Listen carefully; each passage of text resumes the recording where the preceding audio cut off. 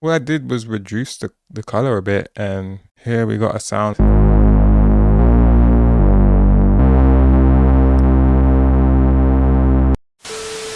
What's good, crew? Piccolo Black here with another video, and today we're going to be looking at Ableton 12.1's update. I'm just going to be going through the updates that I like, and if you enjoy the content, definitely join the crew, like, subscribe, it's up to you.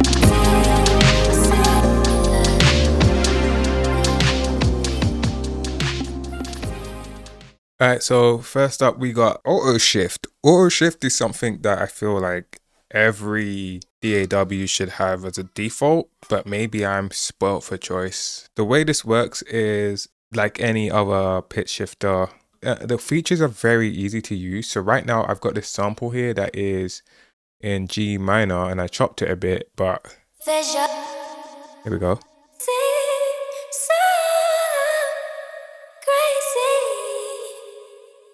Let's change the project to a C minor.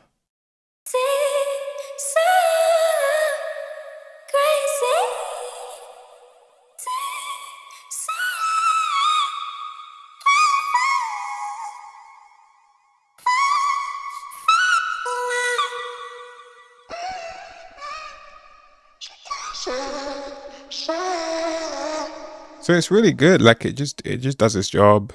I like that it doesn't take up much processing power. I like that it's easy to set up, easy to use. So we also have, so this is the dry sample. And then when I turn on MIDI mode, and I route it to my piano. So up here, I've got my piano just playing some standard chords I found from a loop pack.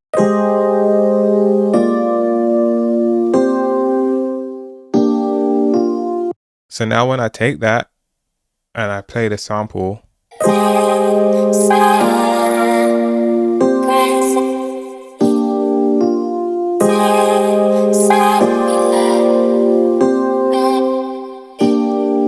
and that changes it to a C minor, which is really cool. I think that's awesome. Let's turn up the natural bit.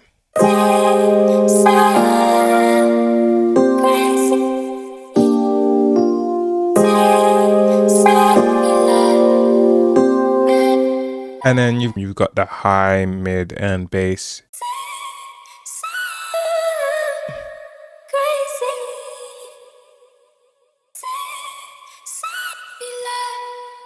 Yeah, it's really cool, man. I really like it. Another thing that I really like is this new tool, Glissando. This is really cool. This is new, right? So check this out.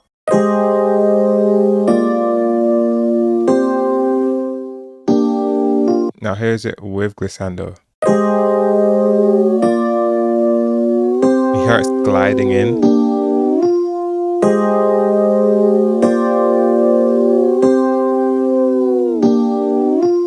You play that with the rest of the sounds in here and it sounds like this.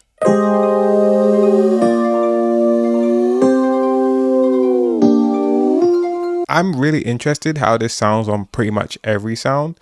So like, let's try it on.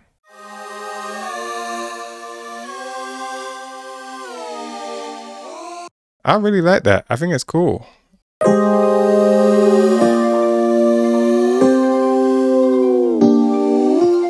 Another cool thing that I like, I'm gonna spend so much time on this, but the drum sampler it's really cool and it works in tandem with the move. So everything we've seen up till now has been like you have to go in, and I'm pretty sure you can like mess with some of the parameters and I have to learn them with the move. But if you have a move and you like the drum sampler, let me just solo my drum rack. So this is what my drum rack sounds like right now.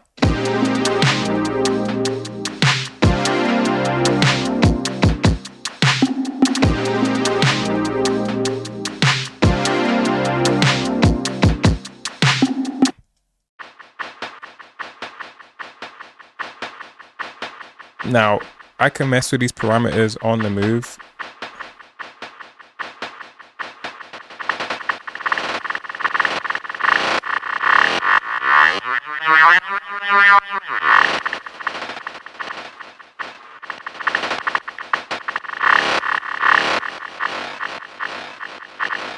It's really cool. And I can mess with the decay, the hold, everything. Where the sample starts and stops, the attack.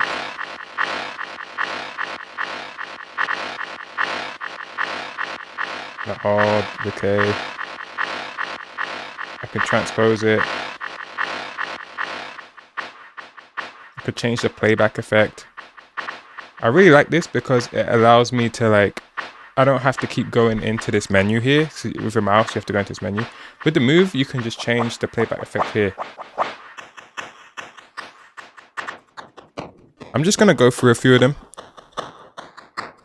You can skip ahead if you don't care about this part.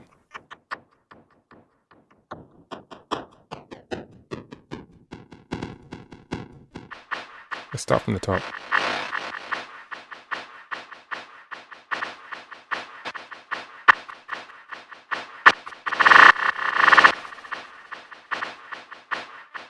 This would be good for like the longer samples, like the drum breaks. I can imagine, bro, right, hold on. I'm gonna put a drum break at the end and then we'll do this. So that's mental note, test the loop out on a drum break and see how that sounds. Just for performance effects. That'd be crazy.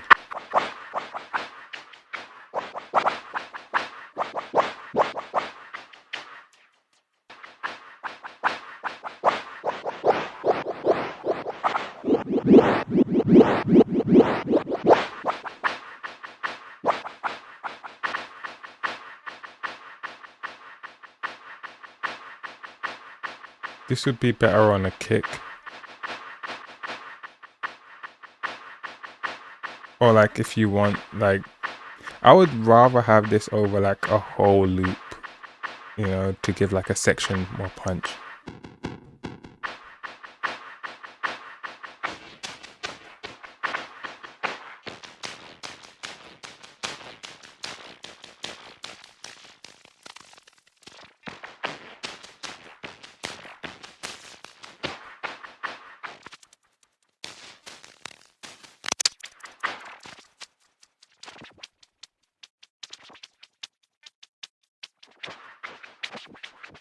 Making a scratching effect here.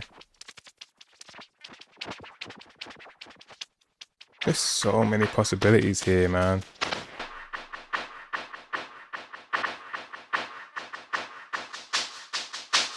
This is good. This is adding noise. This is almost like a shaker now. I might leave this on. Might leave noise on. Let's hear how that sounds. And turn down the effect volume a bit.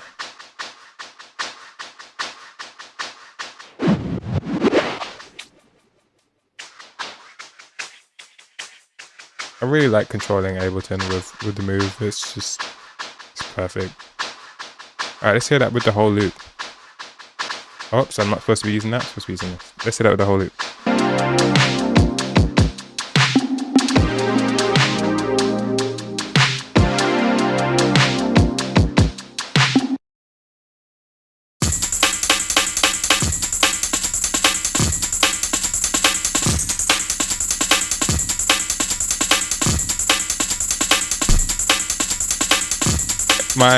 My undo history is going crazy right now.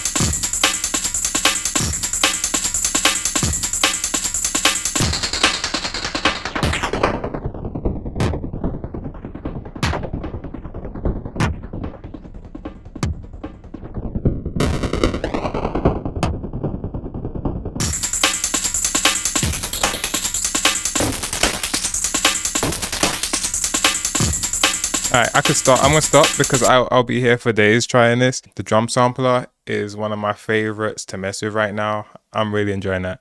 Let's take the hi-hat and extract it as a groove. We can have a look at another thing I like about Ableton 12, and that's the new groove settings. It's a bit more fluid with your workflow. So now you have this little button here and it allows it so that anytime you add a new MIDI track, the groove will immediately be set to it. But also you just use this global amount here. So you always have the timing set to 100. You just apply this to everything. So now that the groove is on everything and anything new I add will have the groove on it, right? What we can do is use the global amount to control everything at once. So let's hear how it sounds. So once I decide on the global amount,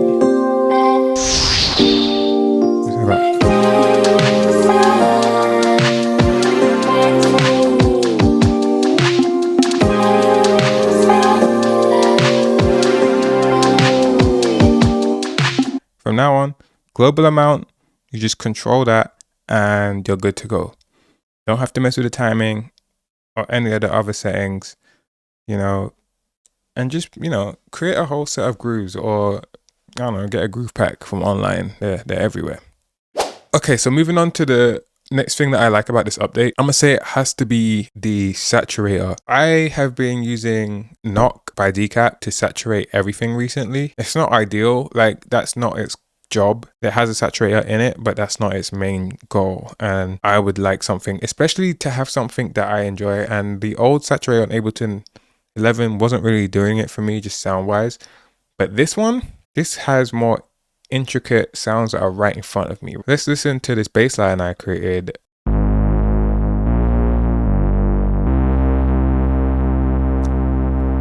Check this, check the difference here. I'm gonna soft clip it.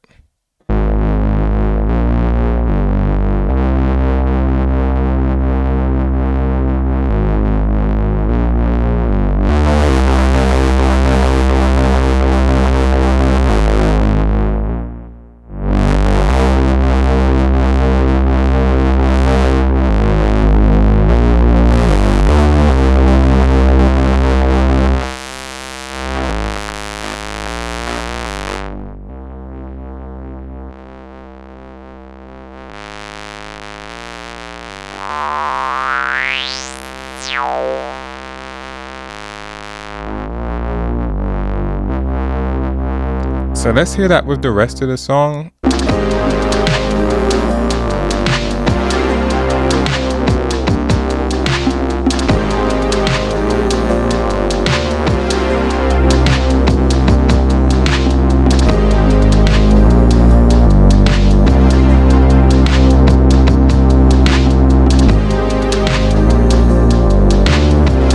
That's more of the sound I would like on this. Yeah, that's the saturator. I love it. I think it's cool. I'm gonna be using that forever now.